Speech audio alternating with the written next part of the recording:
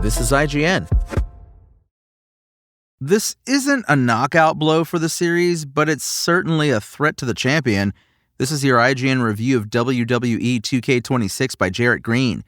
If it's WrestleMania season, that means it's also time for a new WWE 2K game.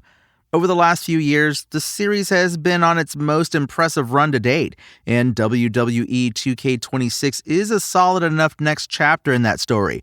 I don't regret the time I've spent running the ropes in this year's ring, but with another Malik Toast showcase mode and the growing tendrils of monetization wrapping itself around the experience like an anaconda vice, it's starting to feel like the golden age for 2K wrestling games might be coming to an end. 2K26 hasn't learned many new moves since last year, mostly just tweaking existing base mechanics. The biggest slam to the system is an adjustment to stamina, adding a condition called winded to superstars who run out. While winded, your stamina wheel turns from yellow to purple, and you can no longer run or use reversals until it empties and goes back to normal.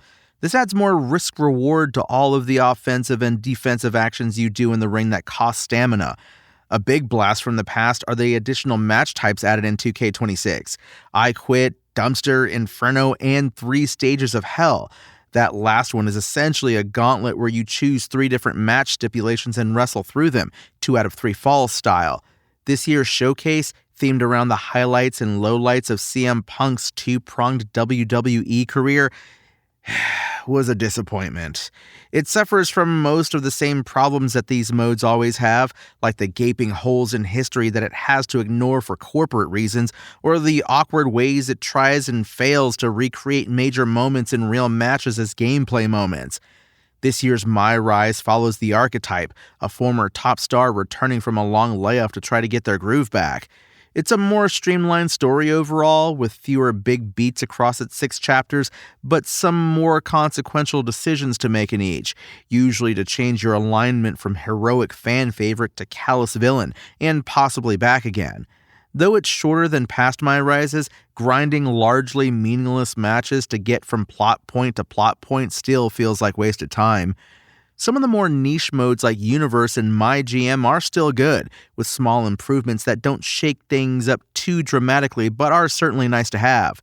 WWE 2K26 benefits most from having been built on a tremendous foundation, one that has barely had to change, but continues to in ways that are starting to hurt more than help. The smaller gameplay tweaks, slight expansions to niche modes like My GM, and new match types are at best great and at worst irrelevant.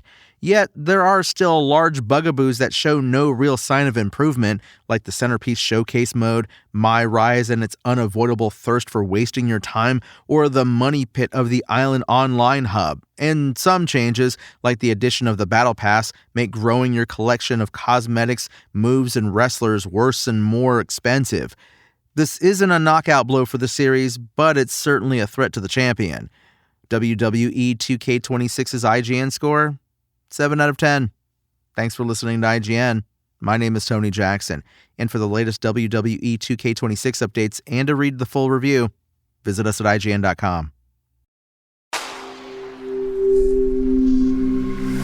Spoken Layer.